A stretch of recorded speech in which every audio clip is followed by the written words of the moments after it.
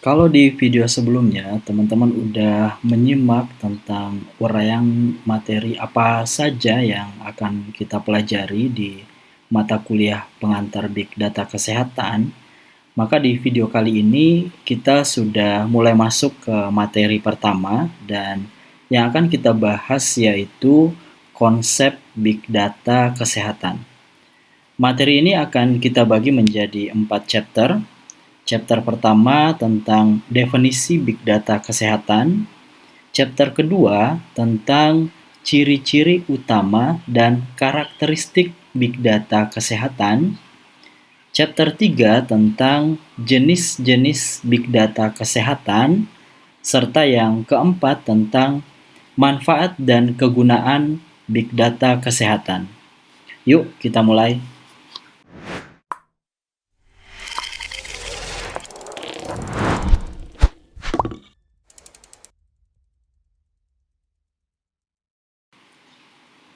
Chapter 1, Big Data Kesehatan. Big Data Kesehatan adalah kumpulan data kesehatan yang besar, bervariasi, dan kompleks yang dapat diolah untuk menghasilkan informasi yang bermanfaat di dalam bidang kesehatan. Atau definisi lain menurut Chen et al. Tahun 2014 bahwa Big Data Kesehatan ini adalah data yang dihasilkan dalam konteks kesehatan yang memiliki volume, kecepatan, keragaman, dan kompleksitas yang tinggi yang tidak dapat diolah dengan menggunakan metode analisis data konvensional, namun dapat memberikan manfaat yang besar jika data atau informasi ini diolah dengan benar.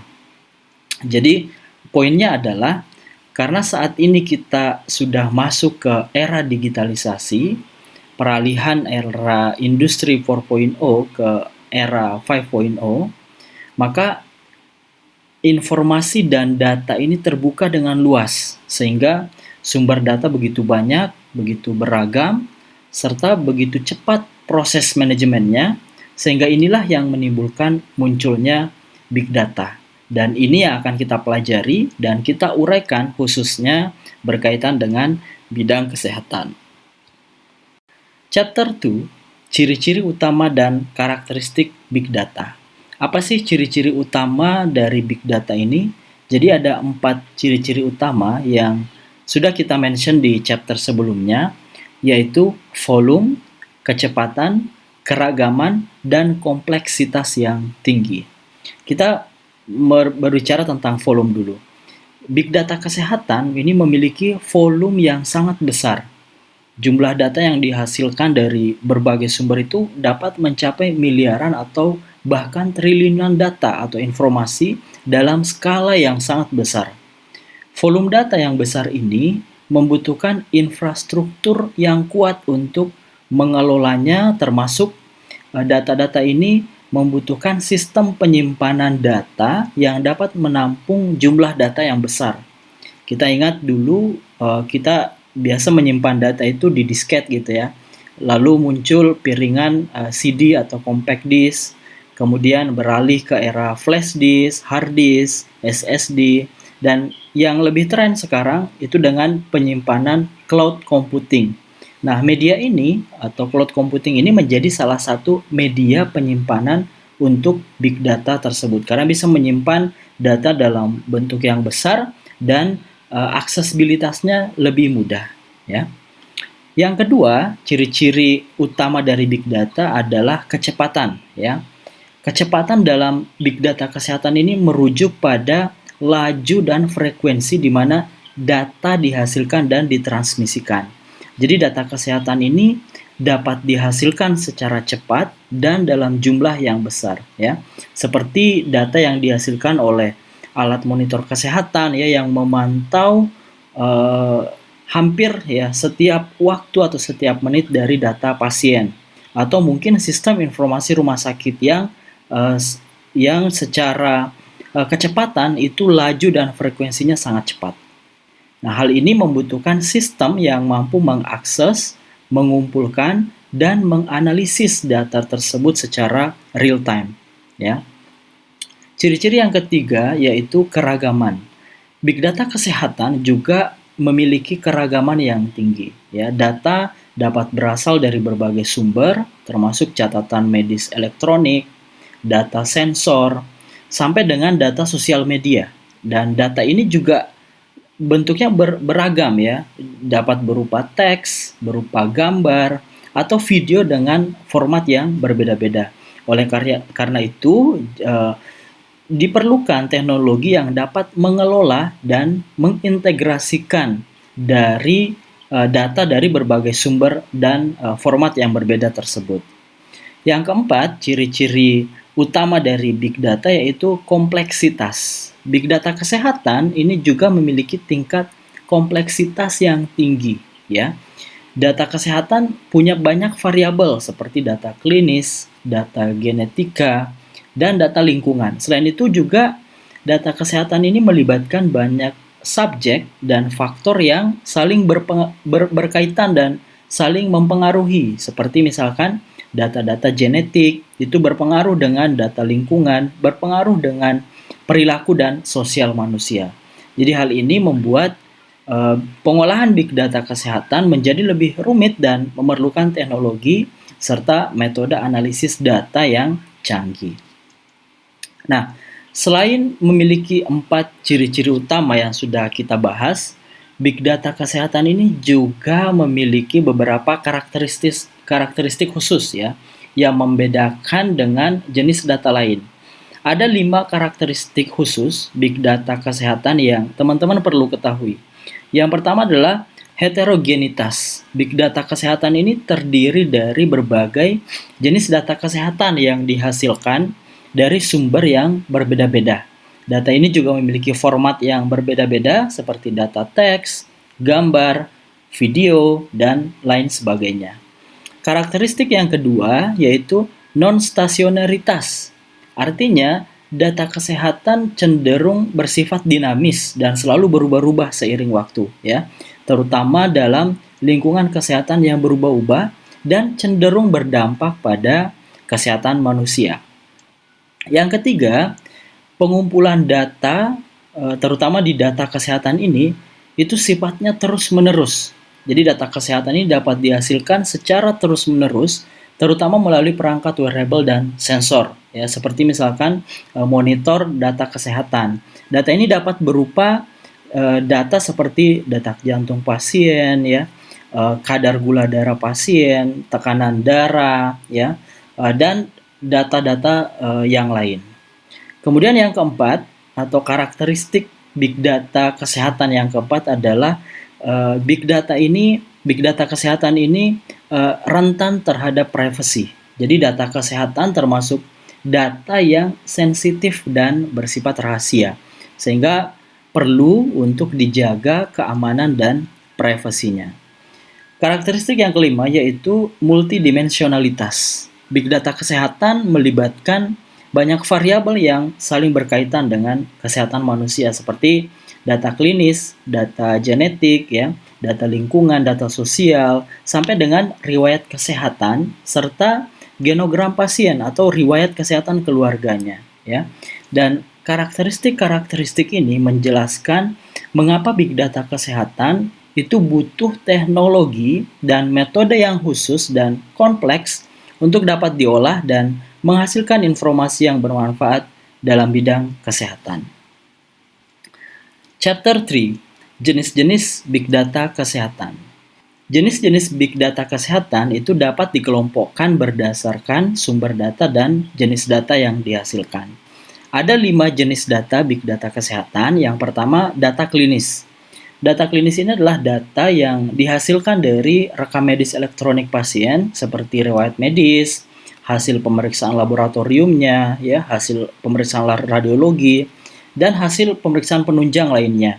Dan data klinis ini biasanya digunakan untuk menegakkan diagnosis, ya. Selain itu juga data ini bisa menjadi dasar pengobatan dan sebagai manajemen pasien.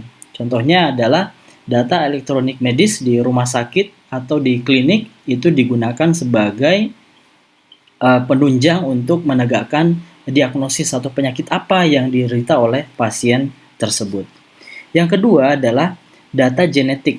Nah, data genetik ini adalah data yang dihasilkan dari riset-riset atau penelitian genetik seperti data sekuen DNA atau data ekspresi gen, dan data ini dapat digunakan untuk mengidentifikasi faktor risiko genetik ya yang terkait dengan penyakit tertentu, dan juga data ini bisa membantu pengembangan terapi yang lebih tepat sasaran atau intervensi apa atau implementasi apa yang akan dilakukan oleh tenaga kesehatan untuk pasien tersebut dengan mengetahui data genetiknya ya.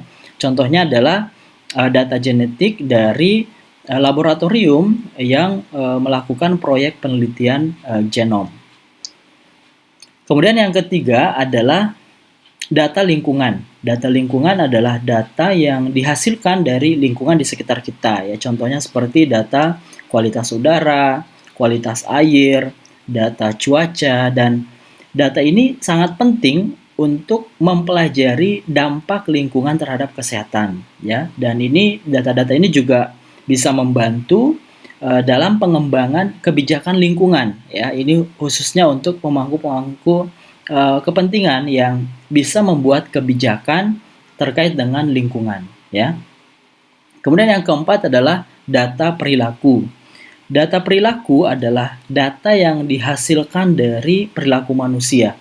Ini biasanya berdasarkan dari pemeriksaan fisik ya atau pemeriksaan anamnesis seperti data aktivitas fisik, data pola tidurnya, data asupan nutrisinya seperti apa ya, dan data ini bisa kita gunakan untuk mempelajari faktor-faktor perilaku yang mempengaruhi kesehatan manusia dan membantu program intervensi kesehatan yang lebih efektif ya. Dan yang terakhir adalah data sosial. Data sosial adalah data yang dihasilkan dari faktor sosial seperti data demografi, data status ekonomi, data tingkat pendidikan ya, dan sebagainya. Di mana data ini juga dapat digunakan untuk mempelajari hubungan antara faktor sosial dengan kesehatan ya, dan juga mampu membantu pengembangan kebijakan sosial yang lebih baik. Contohnya adalah data dari survei kesehatan atau dari lembaga sensus seperti Risbinakes ya, dan survei-survei lainnya. Nah, jenis-jenis big data kesehatan ini itu dapat digunakan untuk analisis data kesehatan yang lebih holistik dan tentunya dapat membantu pengambilan keputusan yang lebih baik di bidang kesehatan.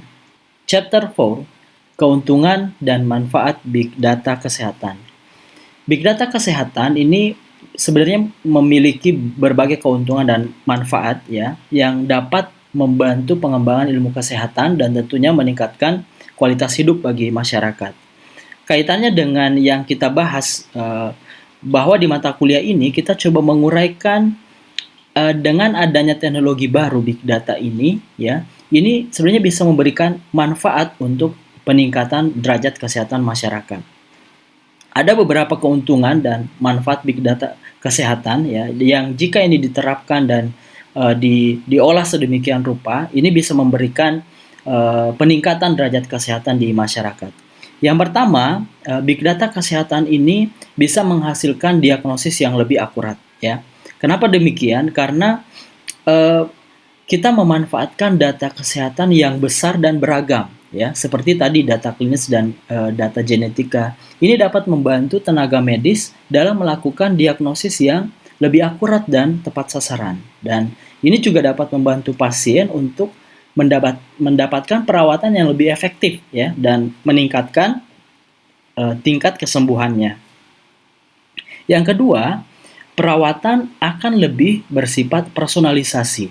Karena dengan adanya data genetik dan data klinis pasien ini yang terekam dengan banyak, kemudian terekam secara terus-menerus gitu ya, itu dapat membantu tenaga kesehatan baik itu dokter, perawat, bidan atau tenaga kesehatan yang lain itu dalam membuat rencana perawatan yang lebih personalisasi dan tepat sasaran ya. Dan ini tentu bisa meningkatkan efektivitas dan efisiensi perawatan serta tentu mengurangi kos atau biaya perawatan yang tidak perlu. Yang ketiga, manfaat dan keuntungan dari big data ini adalah bisa mengembangkan pengobatan yang lebih efektif ya. Karena dengan memanfaatkan data-data klinis pasien itu dapat membantu para peneliti dalam mengembangkan obat lebih efektif dan aman ya. Hal ini dapat meningkatkan kesembuhan dan kualitas hidup pasien serta tentu mengurangi biaya perawatan jangka panjang ya. Yang keempat adalah pencegahan penyakit. Dengan memanfaatkan data perilaku dan data lingkungan serta data-data yang lain dalam big data kesehatan, ini dapat membantu dalam melakukan pencegahan penyakit dengan mempromosikan perilaku sehat dan lingkungan yang bersih dan sehat. Dan ini tentu dapat mengurangi angka kesakitan dan kematian akibat penyakit tertentu. Dan yang kelima, dengan big data kesehatan ini tuh bisa meningkatkan kebijakan kesehatan. Jadi kita memanfaatkan data sosial dan data kesehatan ini bisa meningkatkan kebijakan kesehatan yang lebih baik dan tepat sasaran. Tentu hal ini dapat meningkatkan akses ke layanan kesehatan yang berkualitas dan meningkatkan kualitas hidup masyarakat secara keseluruhan.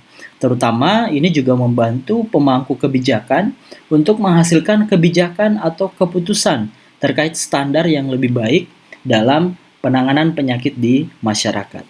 Dan yang terakhir, mendukung penelitian kesehatan. Dengan memanfaatkan big data kesehatan ini, para peneliti, para researcher itu dapat melakukan penelitian yang lebih komprehensif dan akurat tentang kesehatan. Dan hal ini dapat membantu dalam mengembangkan pengetahuan baru dan mengidentifikasi faktor-faktor risiko yang terkait dengan penyakit tertentu. Jadi keuntungan dan manfaat big data kesehatan ini dapat membantu dalam meningkatkan kualitas hidup masyarakat secara keseluruhan dan membuka peluang baru dalam mengembangkan ilmu kesehatan dan teknologi kesehatan. Sekian materi tentang konsep big data kesehatan. Kita bertemu di materi berikutnya tentang teknologi big data kesehatan.